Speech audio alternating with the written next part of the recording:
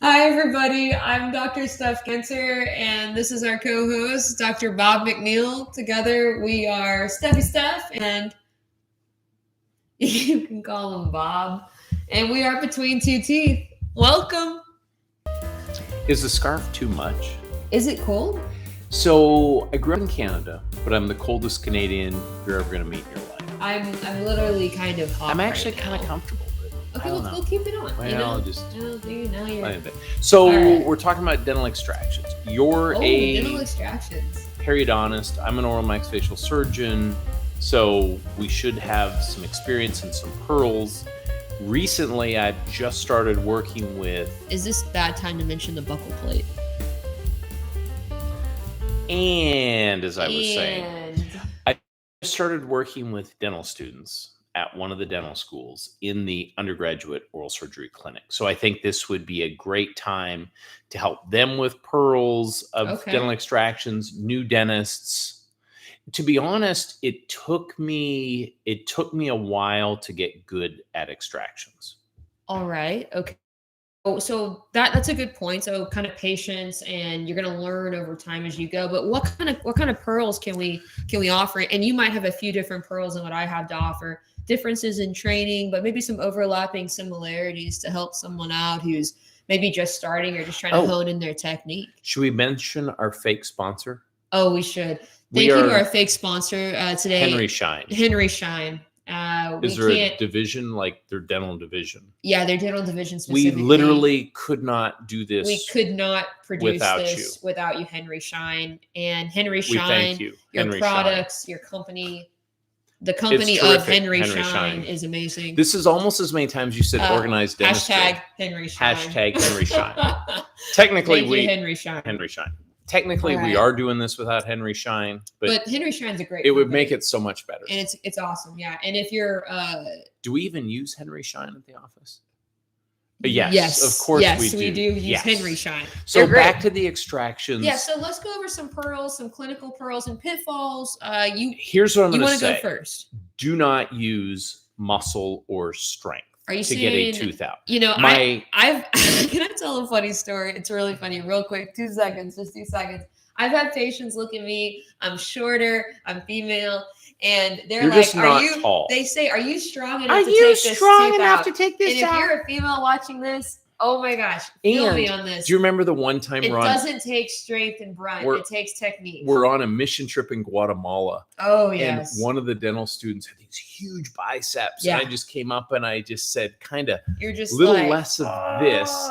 And my first year of residency in oral maxillofacial surgery, I broke off, I think 99% of teeth. I broke off root tips. I got really good at removing root tips.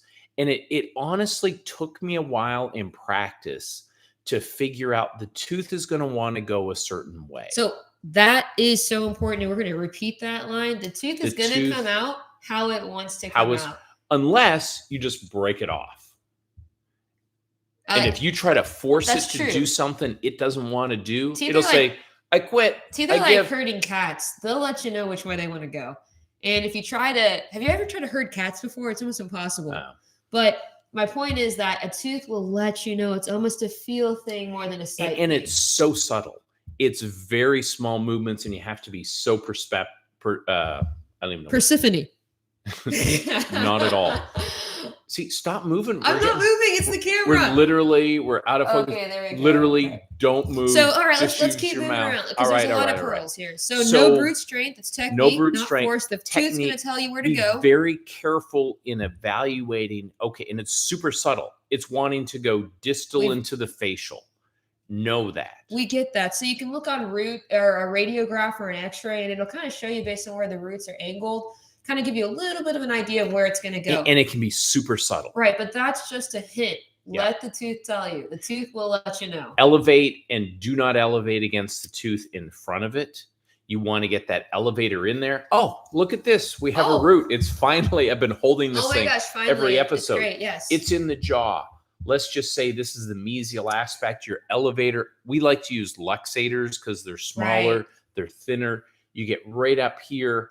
you're moving this guy. You don't go in between the teeth and rock him back. Well, so I would you say may, but that this is a point for if you're just starting to take out teeth. This is something that took me a long time to understand.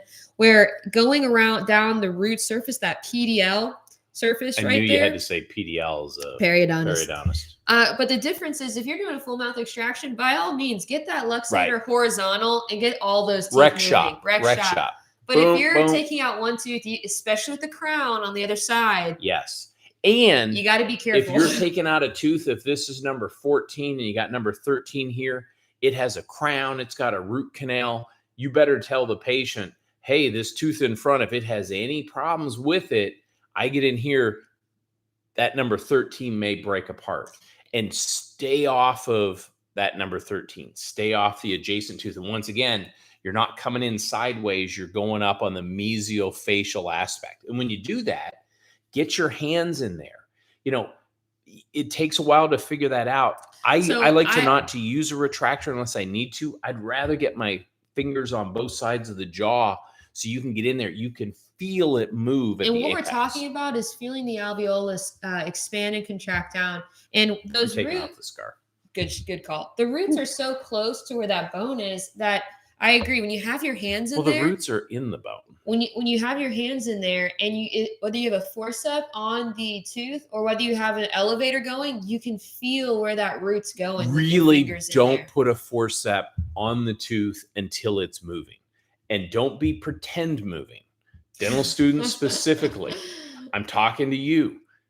If I say, hey, do you have the tooth moving? Yes. Well, and I actually differ on you from this point because sometimes it's hard to get, if you have a crown in front, I am not going to elevate necessarily if there's a crown right in front. There are times that you hold back. But I'm not putting a lot of force with my forceps. Right. When you're, especially in the lower, if you're yanking your patient's head from side to side, there's a good chance you're using too much force.